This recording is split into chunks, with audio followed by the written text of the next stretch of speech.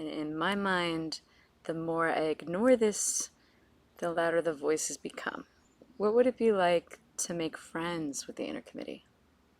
I'll be offering a workshop July 25th with Studio B, and we're going to explore this, offering space to the voices of the inner committee. And we'll use music and sound as a way to get to know the inner committee.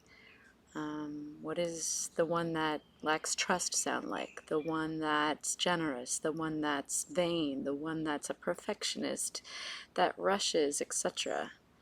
Yeah, what do they sound like? What do the voices need? And we'll experiment with music and sound and meditation practice as tools to not only get to know the inner committee, but just feel what it's like to hold space for this whole being. We're a whole person, right? There's many different parts and layers, and there's complexities to being alive. So we're just going to explore giving space for this.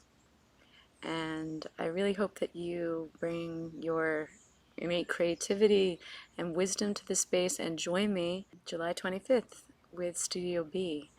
And there'll be information on my website and social media links to register. And if there's any questions, you can reach out to me directly. So I hope to see you there. Thank you.